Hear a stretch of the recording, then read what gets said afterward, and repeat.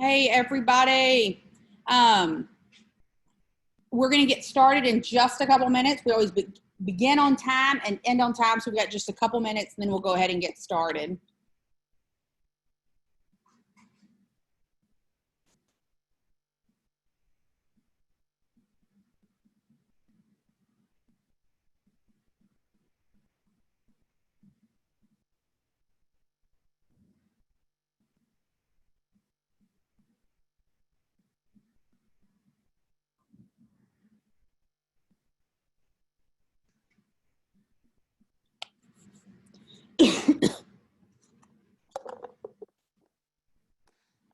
I am extremely excited about this. I will tell you that there is a slight possibility that I attempted to cram way too much in here. And because I am going to make sure that I honor your time and that we do not go past that, that hour mark. So, but we are going to look at the business plan, and we're also going to look at some items from 7 Habits of Highly Effective People. So I'm very excited, very excited. So 1 minute and we will get started. If you don't, make sure you have a pen and paper to take some notes.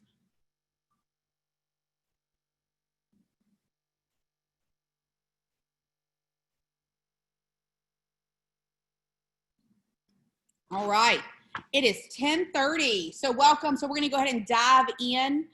I will say that I know some of you are on video, some of you are listening to it on the phone. Either any of those are fine. We will make sure that we are done no later than an hour from now. I know we're all in different time frames. And again, I got very excited about today, and there's huge possibilities that I've got way more to cover than we actually have time for. So we're going to move fairly fast. If there's something that I cover and you're not sure about, feel free to unmute yourself and ask that question. And so again, feel free to unmute yourself, ask the question. Depending on if it's going to apply to the majority of people on the call, you might hear me say, you know what, that's great, or let's table that. I'll come back to that. I'll make sure I, make a note, and then that may be an individual conversation. So, all right. So you may want to pull up your email. In your email, and you won't necessarily, so if you're not in front of your computer, it's not the end of you're calling in, it's not the end of the world. We did email you out a couple of things regarding this call this morning. And as I touch on those pieces, I'll say that's in your email, that's in your email. That way you know what's there or not. This is being recorded. So if you, and we're going to send it out after the fact. So if there's something that we cover too fast or you're not quite sure, make a note where, where are we at time frame. You can go back and listen to that. So, all right, so that's a little bit of the housekeeping, and we are going to dive in. Most of you are in my MAPS coaching schedule, and yet in case you're not, we have a coach that's out sick right now, so he had invited, or we've actually invited his clients to this call. So just in case you're not in my schedule, you're not sure who I am, Olivia Roberts, MAPS coach. And all right, that's all the housekeeping items, and then we are going to dive in. All right, so number one, what you're seeing here on the screen, I have made some adjustments, and I will continue to make adjustments on our, unfortunately, on what, or fortunately, maybe not unfortunately, on what we're going to be doing over these next few weeks. I will always let you know what adjustments I'm making. It's not, we didn't adjust any days. It's basically going to be every Thursday between now and December 17th. We will not meet on next week during Mega Camp, and we will not meet the week of Thanksgiving, because I'm assuming that nobody wants to be with me. Well, maybe a couple of you, family members that would want to be with me on Thanksgiving. Otherwise, just plan for this every Thursday. If I make adjustments, it's just as I get further into this, I want to make sure that these really mesh with us creating that business plan, because we always want to make sure we're starting with the end in mind. So right here, this is going to go out. One of the things that I realized is we all may have different editions of the book. And so we may not be 100% on what page, based on that original email that I sent out for the 7 Habits of Highly Effective People. So you can screenshot this, and I will be emailing it out to you as well, so that like to read up to where by what day we're meeting. Now, some of us are going to read the entire book and then just come back and cover those pages. Any way that you do that is fine. All right. And then, and yet today we're going to be going through the first, these like up to like the first 70, 73 pages. All right. And then this is what everybody's waiting for, I am sure. So this is the MAPS business plan. Now, again, I know we've emailed this out to you. We included it on the email that we sent out this morning. There's 2 parts to this. The first part is, Olivia, yes. I can't read it. It's too blurry. Yes. That's okay, because this is, yeah, that's just because Top secret. Top secret. Top secret, right? Let's see. Is that any better or worse? It's the same. Okay, and it's probably just because that's a picture. It'll be more clear in your email. This is the, again, parts 1 and 2, or let me go back to part 1. There's a couple of things that I wanted to point out to you guys here, because when you get this, some of you are going to go, what? And then others of you have been tracking it and it's going to make sense. These are all, part 1 is going to be all of your 2020 numbers. Now, some of it you're going to say, well, I don't have all of my 2020 numbers. It's not complete. Go ahead and put your pendings on here as closed. We know that it's not exact, and yet it's going to give us a good view of your business to start planning. Because if everybody writes this number, we want to make sure that we have our entire business plan together no later than November 1st, okay? There's pieces that we're going to talk about today, because that way you're sorting and bringing things in throughout between now and November. So on this particular page, it's going to talk about, where did you get your business? How many transactions you got to past clients? How many of your transactions with past clients? And then there's a line that says cost. So if you think about the cost, if you don't have that, it would be great. You might go back through and see what you've spent money on, and or if you're running your P&Ls, the cost will be in there. If you don't know, don't stress about it. That's something that, we'll implement in your business. It's something that we do want to know in the future. And then, so that means if you don't have the cost, everybody should know how much money you made from that source. So for instance, you can go back to your closings and go, okay, I had 5 closings from my sphere, and this is how much GCI I got. You're going to plug that in. And then of course, if you don't have the cost, you can't have the net, and yet we'll at least have your GCI. Make sense? And it'll make more sense when you look at that form. And then page 2, it's going to talk about, like, what does your database look like right now? How many contacts, etc. There are going to be some things in here that you don't know. If you don't know, I'm going to ask that you get really technical and do something that we call guesstimate.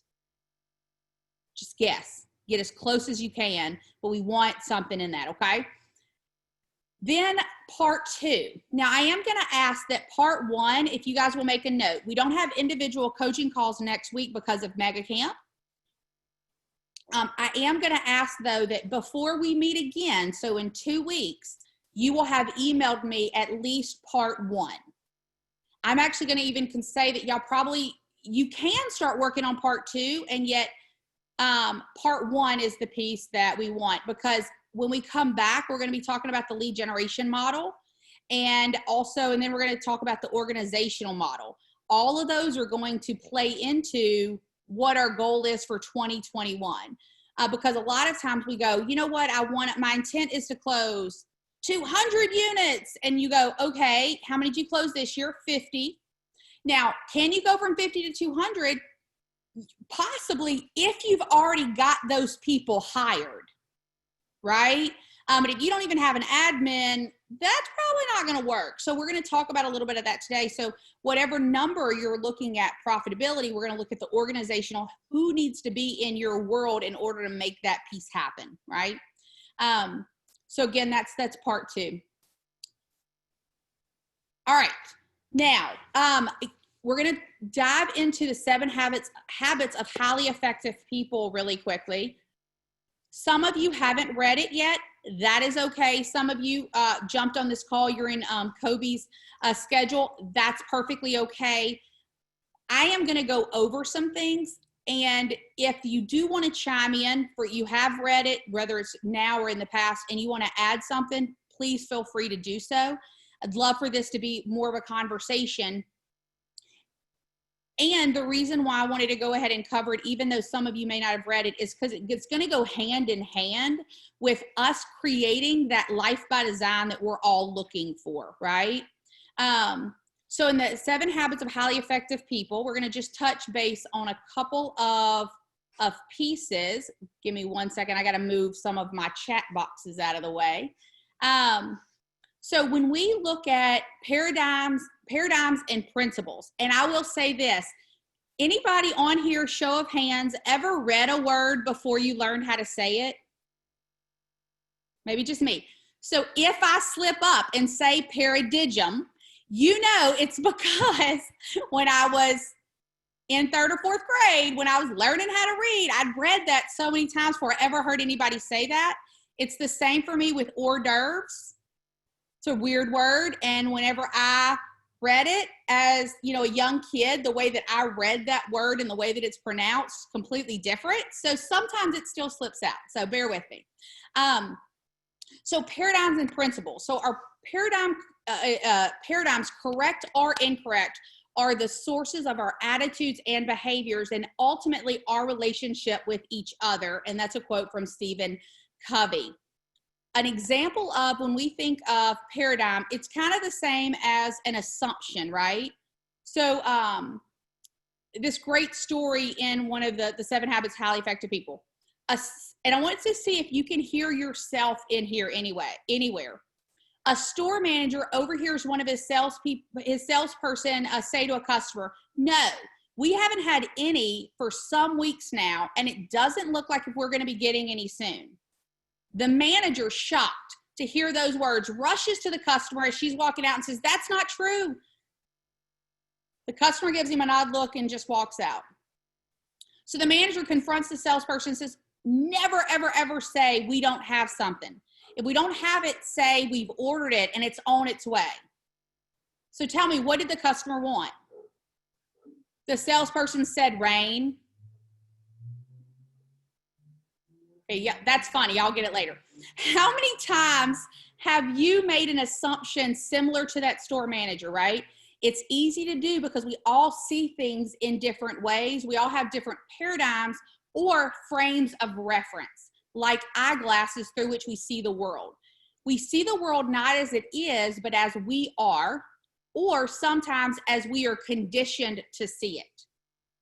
The more we are aware of our basic paradigms or assumptions and the extent to which we've been influenced by our experiences, the more we can take responsibility for those paradigms, right? We can examine them. We can test them against reality. We can change them if necessary and listen to others and be open to their perceptions. It becomes obvious that if we want to make relatively minor changes in our lives, that we can focus on our attitudes and our behaviors. But if we want to make significant quantum changes, we need to work on our basic paradigms, the way we view ourselves and the world around us. This is why we're doing this book at the end of the year with our business planning, because when we think about let's say grow in our business. And if our paradigm is, if I bring somebody on, I've got to babysit them.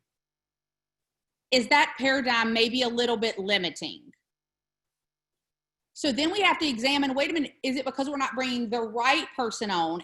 And what do I need to know or learn and to influence people so that when I bring somebody in, we have a quantum leap versus right? So there's all kind of, or maybe we have a paradigm that I can't handle any more business, or whatever that looks like. We all have some, some type of paradigm. We want to explore that through these working together in the 7 habits of highly effective people, and then with our business plan. So principles. I love So this. Olivia, did I miss, or did you say what paradigm stands for? It's assumption. It's your view of the world, basically. So I heard it last week, and it might make a better resignation. It's when you've accepted an idea.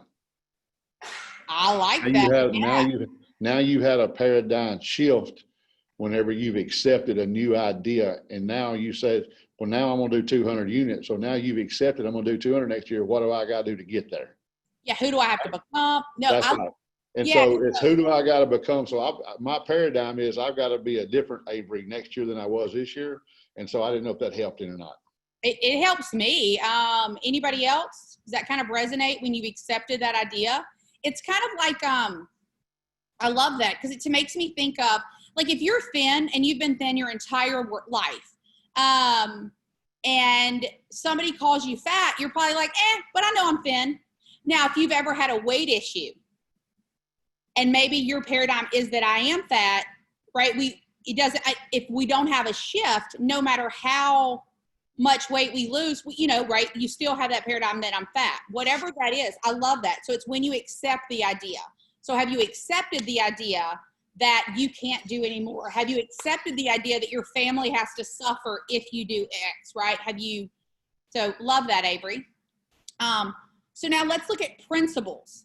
Love this quote.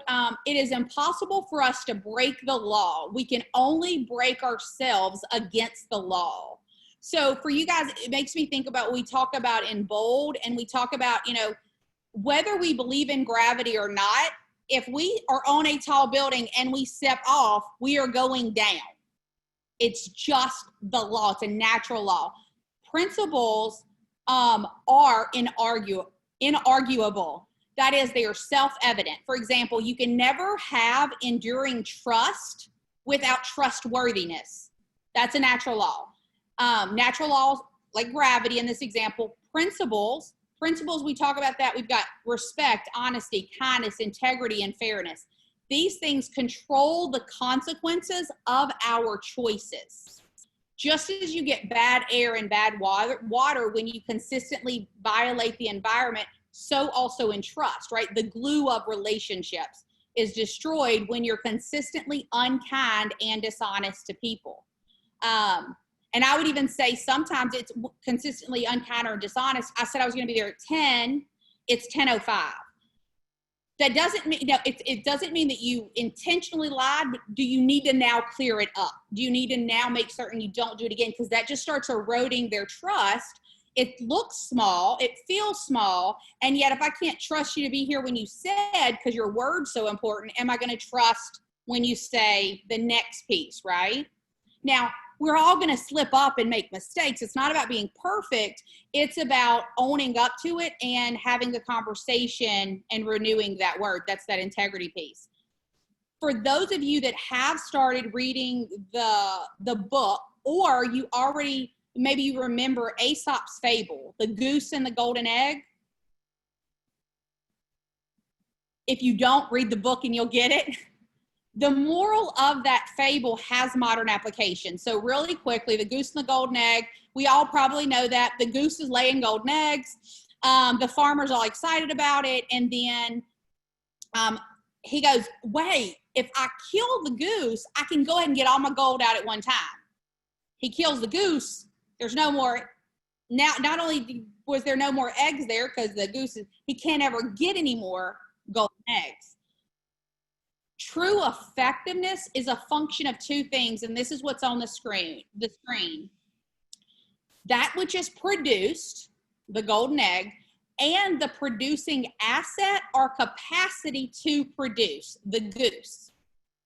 Now, one of the things that really stood out to me as I'm preparing and I'll speak, this is for me, and I know that this will resonate with many of you, is we get busy, we're doing.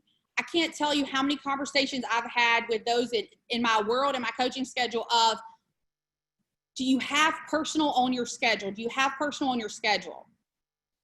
Because like that foolish farmer, we often emphasize short-term results at the expense of long-term prosperity because we abuse ourselves.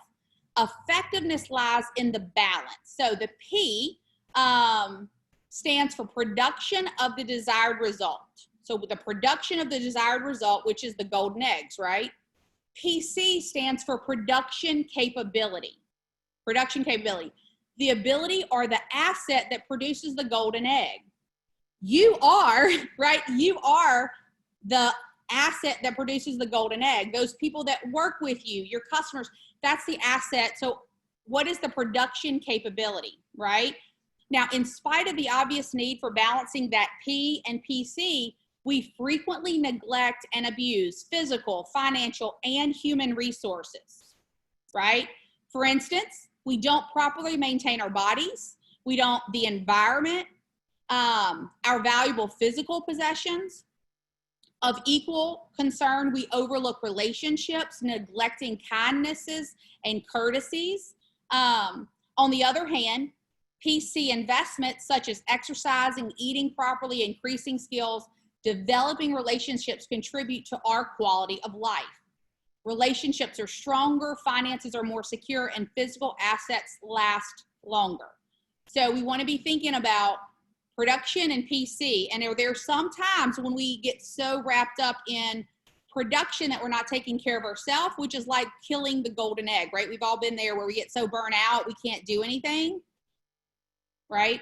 All right, so the seven habits center on timeless and universal principles: personal, interpersonal, managerial, and organizational effectiveness. So if we look at the principles, these are the principles that that 7 habits are based on. The principle of continuous learning, of self-re-education, the discipline that drives us toward the values we believe in. Such constant learning is required in today's world. Continuous learning is part of what keeps us feeling empowered in our relationships and accomplished in our work. Technology is constantly changing. Real estate, right? The world is constantly changing. Are you willing to be left behind? That's one of the reasons that you guys are on this call today, right? Continuous learning. Number 2, service, giving oneself to others, of helping to facilitate other people in their endeavors.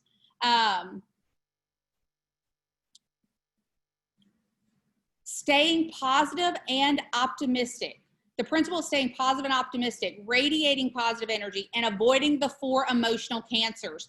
Write these down, especially, or if you have your book, highlight these. The 4 emotional cancers: criticizing, complaining, comparing, and competing. Criticizing, complaining, comparing, and competing. Those are the 4 emotional cancers. And then the principle of affirmation of others, treating people as proactive individuals who have great potential. So are we treating people like they are big enough, whole enough, strong enough? Now, personally, I'll tell one on myself. For a long time, and I still am challenged by being a rescuer or a savior. Oh, I'll do that for you. I'll teach you. Wait a minute. They're whole and complete. They can figure it out. Now, that doesn't mean I'm not there to support them, and yet I don't have to take on that I've got to be the savior, right? A good example of this was when I first got into real estate back in 06 or 07. This was around this time. I was showing a client houses, and they walk in to a dump, and I tell them it's a dump, and guess what? They fall in love. And I'm thinking, oh God, you don't need to buy this house. This is a terrible house. And then, and I'm like, okay, maybe we can get some of this stuff fixed in inspection. So we do our inspections. Sellers will not do anything And so I call them up like, hey, they won't do anything. We can get out of this contract. They're like, what do you mean? We've already looked at, my husband can do this. We can do this. And I'm thinking, you're going to be so mad at me because I'm selling you a crappy house. Thankfully, my paradigm shifted because I was starting to get to the point where they probably wanted to fire me because here they've fallen in love and I'm talking about how crappy it is. I had forgotten that my role as a realtor was to make sure they knew everything they needed to know to make the best decision for their family and for them. And they still live in that house to today, by the way. It was the right house. They loved that house. Who was I? Because I was basing it on me and my paradigm. So we got to make sure, right? So it became, my mantra became, you know what? My job is to make sure they have all the knowledge they need to know to make a great decision, and they're grown-ups. And I'm out. Like they get to make that decision. So that ain't the way you usually say that, though. How do I usually say that? For y'all this week, don't listen. She says they're grown-ass people. They're grown-ups. They can make their own decision. I do say that. and I've heard a lot of real estate said, I'm going to tell my client not to buy this. And that's not your job. Yeah. What is it that they want? Do they have all the information they need to make the best decision for their family? Okay. So then we've got, so treating them like they have great potential. And then balance. So the principle of balance, that is the ability to identify our various roles and to spend appropriate. So Gary talks about this as counterbalance, because I think people hear balance and they think everything's going to be equal. No, that's not. It's that counterbalance. So appropriate amounts of time in and focus on all the important roles and dimensions of our life. Success in one area of our life cannot compensate for neglect or failure in another area of our life. I love what Rumer Godden says. Everyone is a house with 4 rooms: physical, mental, emotional, spiritual. Unless we go into every room every day, even if only to keep it aired out, we are not a complete person. So are we going into every area every day? And then spontaneity and serendipity, the ability to experience life with a sense of adventure, excitement, and fresh rediscovery instead of trying to find a serious side to things that have no serious side. Consistent, and then principle 7, the principle of consistent self-renewal and self-improvement in the 4 dimensions of one's life: physical, spiritual, mental, and social and emotional. Now, if you think about the one thing, the 7 circles, those 7 circles, physical, spiritual, mental, and social, Gary's broken them a bit more, right, to business and job and personal finance. And yet, right, are we looking at renewal and improvement in the dimensions of our life? Okay. So that's what the book is based upon. And I'm going to quickly go through these, and then I want to hear from you guys. When we think of effective and ineffective people, can you read this or is it blurry? It's good. Okay. This is also in your book, right? So habit 1, be proactive. The definitions of these to me is very powerful. Proactive people do more than take initiative. They recognize that they are responsible for their own choices and have the freedom to choose based on principles and values rather than on moods or conditions. Proactive people are agents of change. I don't feel like lead generating today. Well, am I a proactive person? Then I'm going to leave my feelings out of it and I'm going to do it anyways, right? I don't feel like exercising today. I got to tell you guys, I don't ever, I feel like it until it's time to do it, right? You're like, I called my friend the other day and I said, we're going to ride bikes at 6 a.m. I'll ride over to your house. We'll ride our bike. I can be finished at 17, be at the house at 7:30, have a shower, be on my first call at 8:30. My alarm went off. Why was this a good plan? Now, then you got out of bed and you go and I had fun and it was a blast. I'm so excited I did it. Right? Are we being proactive versus reactive? Reactive people don't take responsibility for their own lives. They feel victimized, a product of circumstances, their past, other people. They do not see themselves as the creative force of their lives. Watch our language. If we find ourselves saying something like an outside force caused it, well, they got my schedule off. In the minute, what you just did is gave your power away. It seems like a small thing. No, they did what they did. You chose to leave your schedule. Sometimes it's appropriate to do that, and sometimes it isn't. And either way, it is a choice you made. The cool part is when I look at it as a choice that I make, I can then choose a different choice. If it's external, I'm just stuck being reactive to whatever somebody else has lined up for me. Habit 2, begin with the end in mind. Again, this is why we're working on our business plan, and you're actually going to get an email from me because we're going to be looking at what do we want 5 years from now? What do we want when we're 90? And then backing that up to what we want next year, right? So always begin with the end in mind. Individuals, families, teams, and organizations shape their own future by creating mental vision and purpose for any project, large or small, personal or interpersonal. They identify and commit themselves to the principles, relationships, and purposes that matter most to them. Sometimes I think we say begin with the end in mind, and we feel like we have to have all the answers. Sometimes it's what you don't want. So for instance, one of the things that I know I don't want is to be that person that, look, I worked at Walmart. I have no problem with somebody that works at Walmart. I don't want to be the 70-year-old that works at Walmart as a door greeter because they can't feed themselves. Well, then what am I doing to set myself up? Because guess what? If I quit working and I don't have money or a plan so that I don't have to do that, every day I'm just getting closer to that age. What is the end in mind? What would have to happen so that didn't happen? Ineffective people begin with no end in mind. These people lack personal vision and have not developed a deep sense of personal meaning and purpose. They have not paid the price to develop a mission statement, and they live life based on society's values instead of their own chosen self-values. Gary talks about in the CEO, I Think Like a CEO, sometimes I think we think we're not visionary. Oh, that's not my gift. It is a learned thing.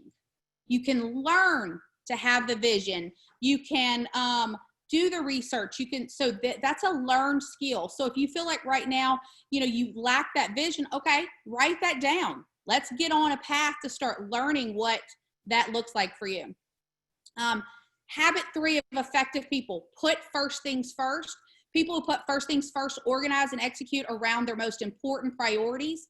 Whatever the circumstances, they live and are driven by the principles they value the most. Whatever the circumstances. Ineffective people put second things. Olivia, yep. How do you know, I know you know the answer to this, but how do you know what your priorities are? How can you tell? You have to create them. No, what I mean, if you're going back and looking, like last month, what did I make my priorities? Mm-hmm. And what does Gary say? You can look at your calendar and see what you did instead of what you're supposed to be doing, and you can look at your checkbook. Because them two things will tell you what's important in your life. Well, think of it this way, a lot of us know what our priorities are. Or what are they supposed to be? Well, or even if you think about it, so people go, my priority is my family, my kids, my da-da-da. And then you go, when was the last time you spent quality time, or you went out on a date, or you did this with your spouse, significant other, etc.? Well, then you're not putting first things first. Yeah, don't ask that question in public. Ask it by yourself, because you liable to break down, start crying. You realize what you give up. Yeah. When you think about your my priority is making this much money so that I can do X, Y, Z. Money's just a tool that allows us to do things. It's a scorecard, right?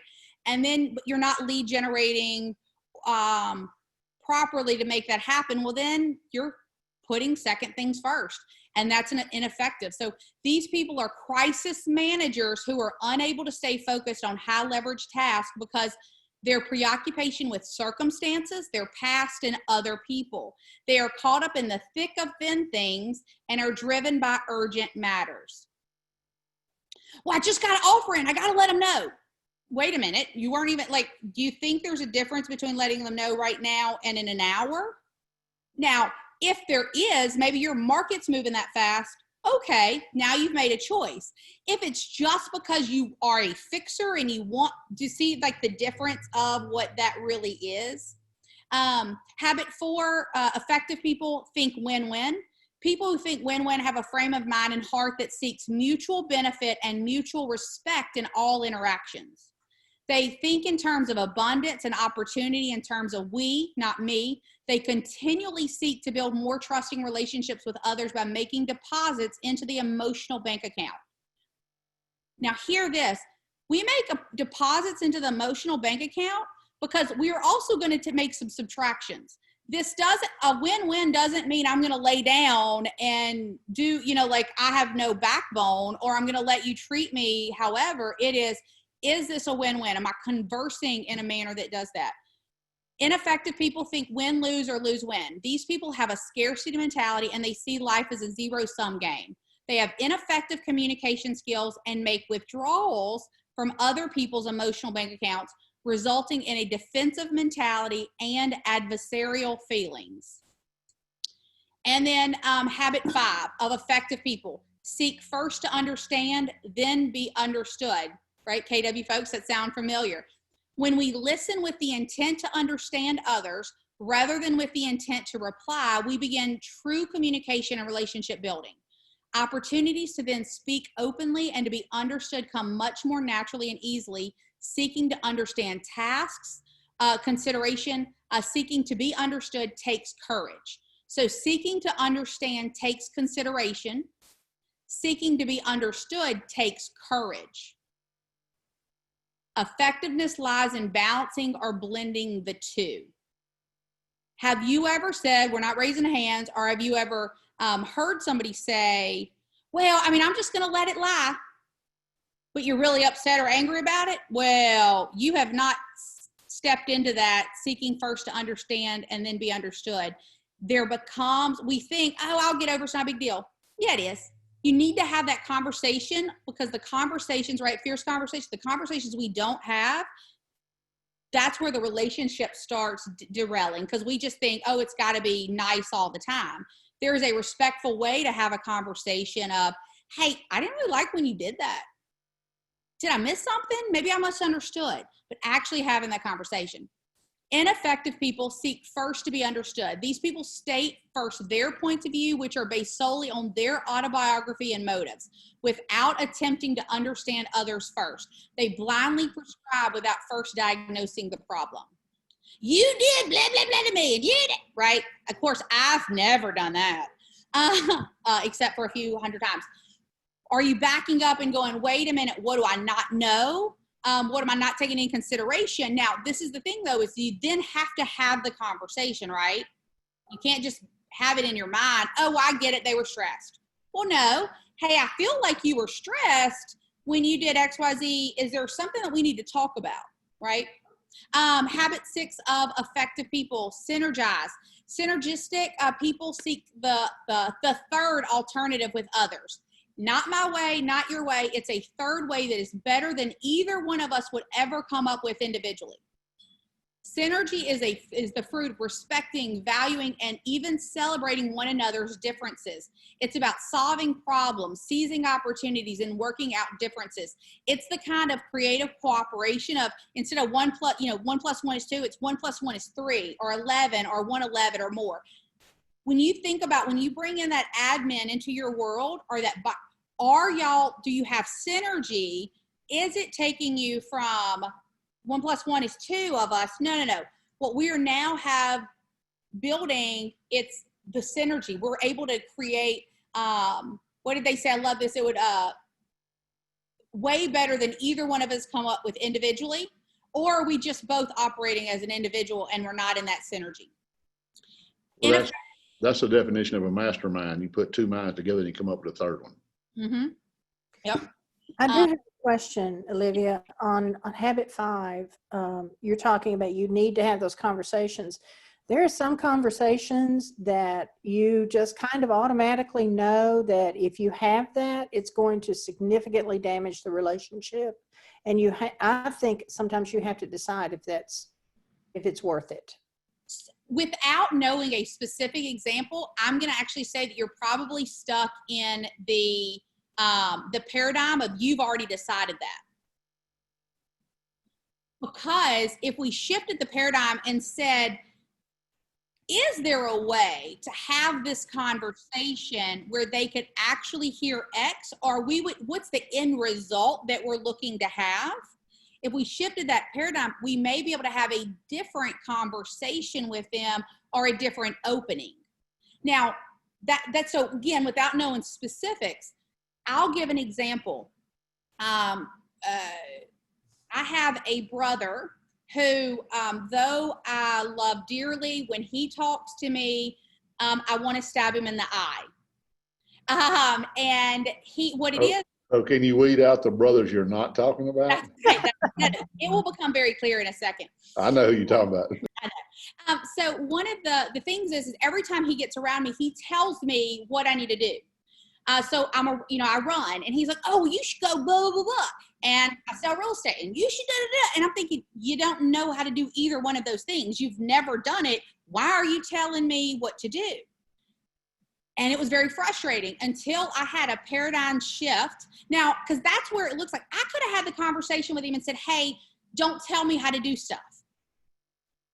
What I realized where my paradigm shifted was that was his way of coming from contribution. So now when he starts telling me that stuff, I hear, I love you, I want to help. And it doesn't bother me. And now, because from a different paradigm, he starts telling me that, I go, you know what? That's pretty interesting. Check it out. And we move on, right? So it was the paradigm that I was standing in that was putting the buffer between us. So so I don't know if that helps, Marcia. It's just, we might have to look at what is our paradigm coming into the conversation. Yeah, I think I'll have to talk to you about that one privately, because it involves a best friend who is also a client. Yeah. So there are times, right? And then there's times where we're having different conversations. So like, am I looking to maintain that relationship? That's going to be a different conversation than I'm firing you, or I'm releasing you to industry, or I'm releasing you to not be my friend anymore, right? There's different types of conversations.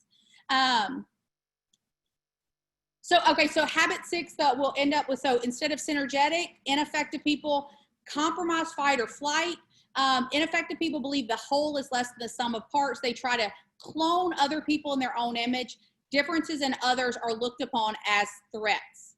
And then the last habit, effective people, habit 7, sharpen the saw. Effective people constantly renew themselves in the 4 basic areas of life: physical, social, emotional, mental, spiritual. This increases their capability to live all of the other habits effectively. When you are tired and run down and drained, think about it. You ever had a day where everybody you ran into was, I probably have to give some money to KW Cares, everybody you ran into was an asshole? You ever had that day? You might want to consider that it was what you were bringing to the party, right? That you may be like, you're tired, you don't have energy, you're not refilling yourself, you're killing your golden goose, and that's why you're accounting, because right on another day you have everything's doing great, and right, what are you bringing to the party? Ineffective people, they wear out the saw. Ineffective people lack a program of self-renewal and self-improvement, and eventually lose the cutting edge they may have once had. Okay, so all of that said, so the 7 habits, you're going to get an email, or in your email, you have a 7 habits profile. I'm going to ask that you guys fill it out. This isn't necessarily something to share. This is to just see where you land on these habits right now. When we complete the book, so in like December, we're going to have you take another assessment to help gauge your progress, right? And that way you can kind of see where you're making movement forward, that type of thing. So, okay. Any questions about the 7 habits or any ahas or things that you'd like to say before we jump into what the business plan of what we're going to look at today? Yeah, Olivia, I did not see where I have that sent to me. So can you resend that to me? Yes. Yeah. Thank you. And if anybody else didn't get it this morning, if you want to just shoot me an email, we can make sure, and then we'll double check. Yeah, Avery, we'll send that out. Okay. So we talked about today was going to be the business plan. Part of the business plan is making sure that we have the economic model set correctly. So I'm going to touch briefly on this, and then again, in your email, we're going to look at some numbers. In your email is a really cool Google Drive folder that you can plug in some numbers, and it's automatically going to tell you based on that and based on this, you need these many appointments. That's only a part of it. Then we'll look at, we won't do this today, but we will then look at your lead generation model, because that sometimes we go, we know how many appointments we have. We don't know how many leads we need to get to the appointment. And so we're focused on appointments and we can't figure out why our lead generation isn't working. Well, it's because we don't have enough leads. So we got to make sure, how do we create that? Okay. So really quickly, when we look at the economic model, the 4 elements of the economic model is gross closed income, GCI. We say gross commission income most of the time. That's cost of sales. That's the amount of money paid to a listing specialist and the commission split paid to a buyer specialist, plus referral fees, royalties, and what you pay your company, okay? That's what that means. Operating expenses. These are all the other costs of doing business, including marketing, rent, salaries, equipment, supplies, advertising. And that's going to equal your net income. That's the amount of profit your sales business earns. Now, if you have not attended it, I'm going to highly suggest that there is a course, September, October. You'll have it in your email, but it's the Profit Camp with Jeannie Osnes. If you have any questions about this piece, sign up and go to the Profit Camp. That's one of the basics, is that are we profitable, right? Okay. Now, I threw this in. Now, this is from the Business Planning Clinic, by the way. There's also, you're going to go to one, but typically we don't start having those until October, November. Way too late for us to have this plan. When they have one, go, because it'll wrap up what we're doing. You'll get it again, right? It'll be good. And yet you can also go on KDB Connect and download these slides and all this and get all of this information if you want to. I threw this in because I thought it was pretty interesting. When we look at the MREA economic model numbers, your average commission. So really quickly, if you want to go, okay, based on these models, if I want to net $1 million, well, what's my average commission? If it's 1,000, you need 2,500 units. If it's 2,500, you need 1,000. If it's 5,000, you need 500, 10,000, 250. So what's your average commission? Just thought it was a cool thing we'd throw in there. So we know that. So Olivia, if you'll go right back to that slide back 1 minute. So right here, also what I was coached a year or two back, she was a numbers girl. And so like right here, that's a $10,000 commission. And the question you have to ask yourself, is that my average commission or is that the average commission of the MLS? Because sometimes as a person, you'll have a higher one. And so right now, if you're at 7,500, you just got to add that in there. Absolutely. It's yours, not the based on the market. Yeah. But you have to know your numbers to know that. That's right. And you might be in a spot where you can physically decide, I'm going to raise my percentages because I can move to this new category because I've just been taking everything. And that's something you'll need to talk with your coach about and discuss, because you want to make sure you're not missing don't have any blind spots on that. That's right. That's right. All right. And it all starts with appointments. There is a definite beginning and end to that economic model. Your end is the net income that you receive. What causes that net income starts with the beginning activity, appointments. There are appointments to have listing consultations, appointments to have buyer consultations, right? So do you know how many appointments that you need to have? Because the truth is, if you don't have the appointments, nothing else happens. Therefore, they become a critical point of focus for your economic model. For you that have been coaching with me and Kobe for a while, we have you fill out a form every week. It is probably annoying. And guess what? You now know how many appointments you had this past year. That will help you figure out where this is. If you haven't been tracking them, maybe you're newer to coaching or you've been fighting us on that, guesstimate. And yet numbers are the language of business. You are in business. What are you looking at your numbers? Okay. So you're going to focus on conversion rates. Now, when we look at conversion, as it says, it is a skills game. So did you or did your team properly pre-qualify buyers before setting an appointment? Are you only setting appointments with motivated sellers? Have you mastered your presentation and consultation skills? While many top agents report conversion rates as high as 80 to 90%, in this example, we're going to go with a conservative 75% conversion rate. Depending on how long you've been in the business, or if you don't know your conversion rate, I'm going to suggest that you go with 75%. Also, let's say that your goal is to go from 30 closings to 50. Guess what? You're going to have to talk to people outside of your outside of your normal sphere or outside, right? You're bringing in other sources of business. Your conversion rate's not going to be as high at first. So go with 75. You're going to be okay there. So when we look at leads generated, list from leads to listing appointment, they're using a 75% conversion rate. Then we've got another from listings taken and then from listings closed, right? So we're going to put it all together here. Now, remember I said that y'all have a really cool, in your email, you've got a Google Drive. You're going to plug your numbers in and there's some yellow. You're going to plug in the yellow and then it'll spit out the other numbers for you. You don't have to do the calculations. If you chose to do the calculations, it would be beneficial just because you'll understand it at a different level. We're going to use the example of a net income of 1 million. So we're going to start connecting these dots between the numbers and the key activities that lead to closed sales. Because sometimes that's what happens is we just talk about the number. Wait a minute, I always use weight. It's like me saying I want to be 125. Y'all heard me say this. If I want to be 125, there are some key activities that lead to that, right? I can't just walk around going 125. What are my key activities? That's what we're going to focus on. That's what leads to the closed sales. That's what leads to the number on the scale. So, Olivia, yep.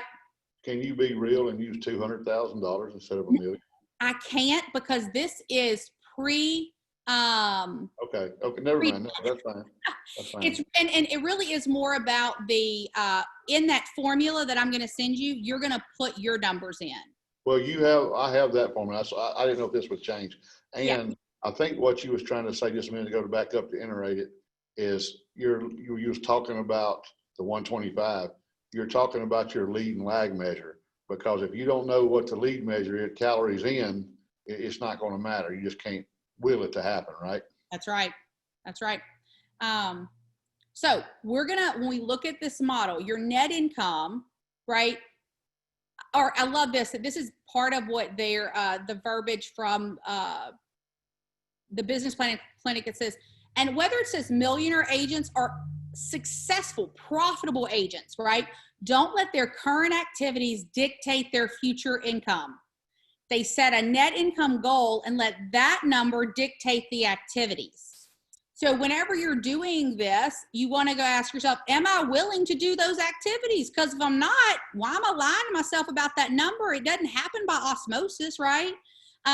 So the model is actually going to begin with your net income goal. And then we're going to work it in reverse. You would then add, right, not subtract your expenses and cost of sale. And that's going to give you your total gross commission income. The total of those three numbers is your gross income for the year. Then you're going to divide that. Sorry, let me make some, right? So then we've got your total GCI. You're going to divide that by the average commission amount earned.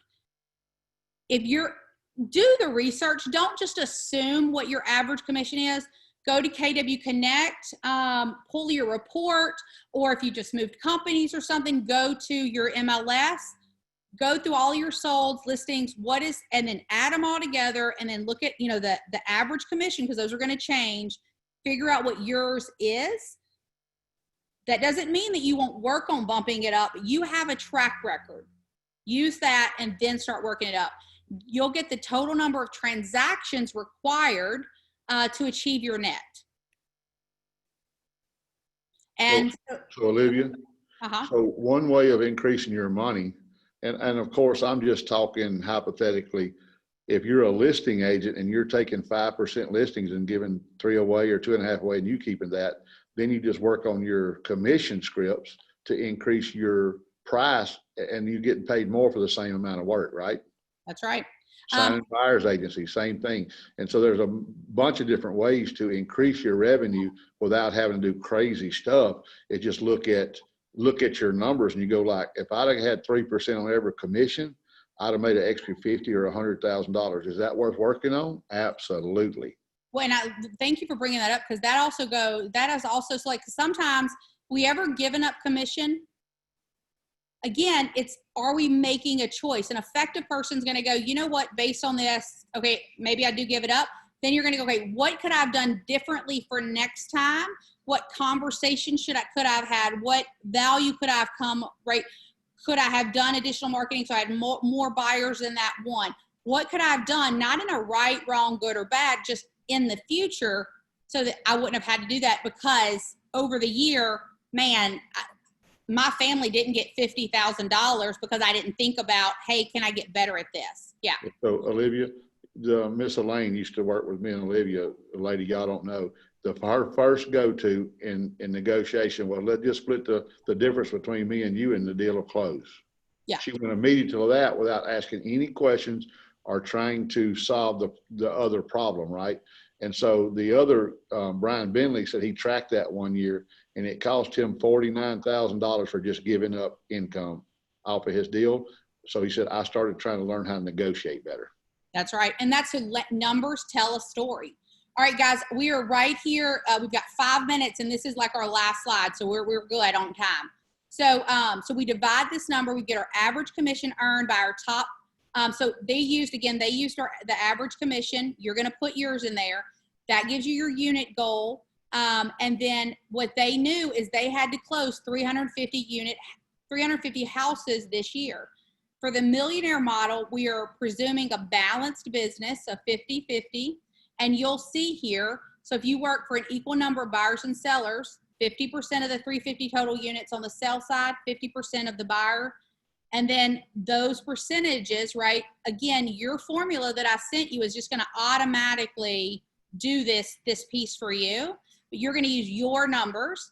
That's going to tell you how many, right, per week, per month appointments that you need. Now, something that we're going to be doing in the future is we're going to be looking at, we don't have a goal of working 52 weeks a year. You're going to be deciding how many weeks am I going to work in 2021. So let's say there's 40 weeks that you're going to work. So we're not going to take in we're going to go to mega camp, family reunion, masterminds, family vacations. Then we're going to take 10% off that because you're going to get sick or something's going to come up, so that we don't have, right? It's all part of that. And then we're going to look at that and go, okay, is my structure set up for that? Do I have the correct amount of people, systems in order to make that happen? And then, of course, we got to ask ourselves, how many sellers and buyers would have to list in order to close 175 buyers? We walked through that conversion rate. And again, you're going to get those appointments. I have a question. Yes, ma'am. What's on the screen? Is that based on 52 weeks? Yes, I believe so. Okay. Great question. I'll run the numbers. I believe this is 52 weeks. Yeah. Okay. So, but what you've sent us, we can run on 40 weeks. That's correct. So once you run those numbers and it says how many weeks, because this is the thing, is everybody's going to work maybe a different amount of weeks in a year. Because that's the interesting thing. Let's say that you did 30 units and you go, you know what, 30 units is what I want to do next year. Great. A client in my schedule, we did that this year. He had a goal of what he wanted to make. And we said, well, why don't we just get it done by September or by August? Because maybe we don't know what's going to happen in COVID. He hit it. He's now he's doing a stretch goal because he chose to do so. But technically, right, he hit his money and he's great to go. So everybody's weeks are going to be different. What Olivia, what most people do is whenever I'm interviewing them, I say, how much you want to make next year? They go like, I want to make $100,000. That's what all new agents say. That's their go-to number, right? And then when I ask them this question, they have that deer in the headlight look. I say, so how many hours do you want to work a week to get that? How many weeks in a year do you want to work? How much time do you want to put in to make that $100,000?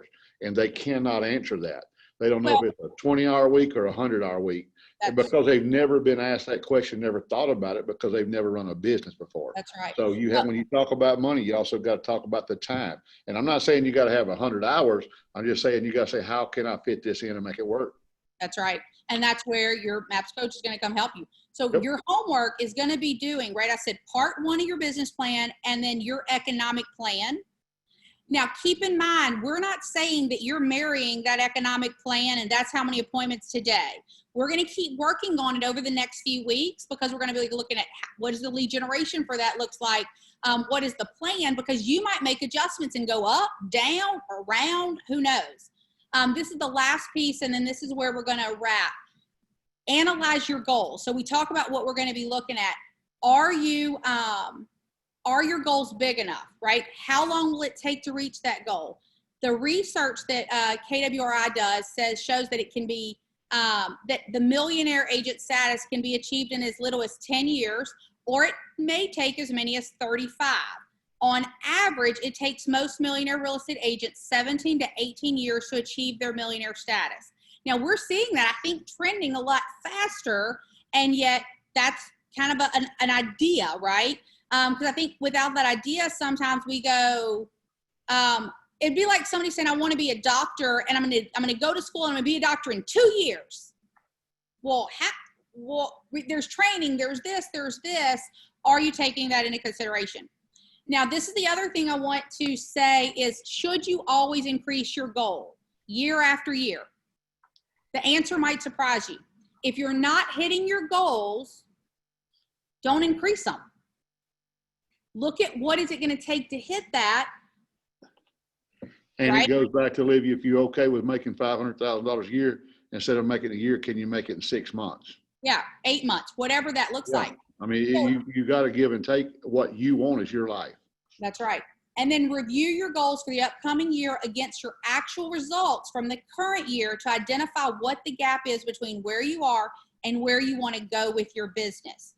Respect your goals by realistically assessing whether or not you will adjust your activities in order to close that gap, right? So if I'm doing 30 this year and I want to do 50 next year, am I willing to do the activities that it's going to take to close that gap? Now, sometimes doing the activities, interesting enough, isn't more business. Maybe you're showing 20 houses to every buyer before they write an offer. You've got to be willing to have a different conversation, different training, so you're showing 3 to 5 before they write an offer, right? Now I can do more, same amount of time. If you're not hitting your goals in the current year, again, you might decide not to increase them. You might keep them the same until you can consistently hit them. And then this question, does burnout happen when we are hitting our goals? No, it happens when we have the expectation to hit goals, yet we are not hitting them and we feel unable to progress. So in the journey to accomplishing your goals, we sometimes hit plateaus. It takes new systems, new skills, and people to move to the next level. Typically, I'll see somebody hit a plateau and they're not going, wait a minute, what's the next system? Because it's that book, Good to Great. And, what got you here is not going to get you there. Not unless you already plan to go there, but you're going to hit some plateaus. You'll be energized by your goals if you're able to focus on building your skills to meet the challenge and systematically progress. All right. It is 11:32. I know that some of you guys have to go immediately, jump off. If you do, I do have a few minutes. So if you have an aha you'd like to share or a question, I'm here, please ask. And you can either unmute yourself and say it, or you can use the chat box. I would like to do the aha. I think it's brilliant to say, well, if this has been my goal and this is what I keep hitting year after year, instead of taking 12 months to do it in 8 months. I love that. Very cool, because all systems, love it. Mhm. All right, anybody else? An aha or a question? I'd like to ask a question. Okay. If I want to work another 8 years, okay, I'd like to have that 8-year goal and then bring it back down. This is what I want to be making in 5 years. This is what I want to do in 8 years, because I've got to set that golden, handoff, as they call it, that book. I forgot the name of it. Anyway, golden Handoff, yeah. So I know what I need to be doing in 5 years, and then I need to back it down. So you can't just do that in normal increments. So how do you structure that 5-year plan? So I actually have a formula that I'll email you. I've got to make some quick adjustments, and I'll email you so that you can go out and bring it backwards. I will tell you that you want to go out and bring it backwards. One rule of thumb is a 20% increase every year is definitely sustainable. Now, because this is the thing, to go from, like, let's say your first year in the business, you go 10 to 20. That's doable. 25 to 50. At some point, though, you're not going to have, that's 100% increase year over year. At some point in your business, right, like when you hit 100, to go from 100 to 200 in 1 year, that's, again, that means 2 years ago, because we always hire for 2 years in advance. So that means 2 years ago, you had to have the right people in place to hit the 200. Financially, you probably weren't there yet, right? So at some point, so a 20% increase year over year. And so again, if you look at that millionaire real estate agent where you are, if you do a 20% increase every year, it's very likely that you'll get there. Or you might have, again, depending on where your numbers are now, you might have a couple of years where you're doing a 50 and 70% and then a 20%. So I have a formula that will help you out with that. And I'll be emailing that to everybody in a little bit. Not today, but in the next couple of weeks. Thanks. Absolutely. All right. Anybody else? Questions or ahas? And Mon, if there's anybody that put something in the chat box, I just realized that I haven't had my chat box open. So if you guys have put something in there, I apologize. I have not been checking that. I will check it before I end.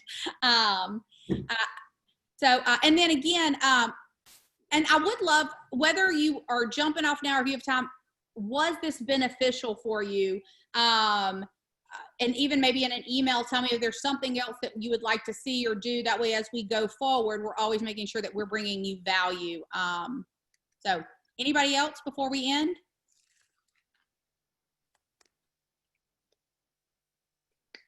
You guys are easy. And then if you are talking, you might be on mute, so you can unmute yourself. Paul said we're easy because it's lunchtime. That's right. You're hungry.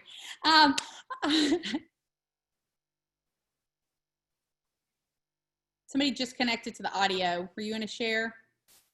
It was me. I will tell you. Oh, okay. All right. Well, this is where we're going to end. Again, this is going to, I am going to email this recording out. And that way, and if there are any questions, let me know. Thank you for being here. I trust that you got lots of value. Action steps, part 1 of your business plan within the next 2 weeks. Make sure you have that to me. And then your economic model completed.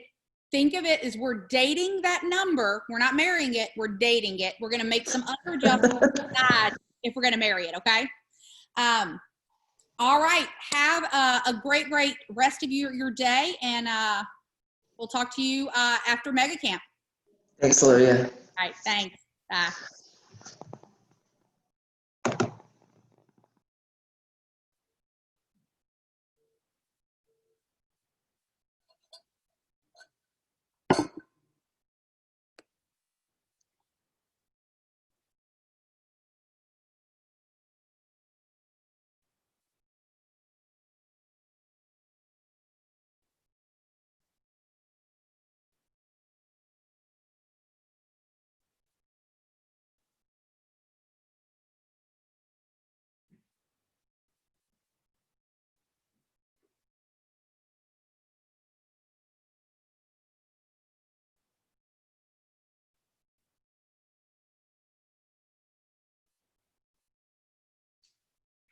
All right, Mon, that's where we will end, and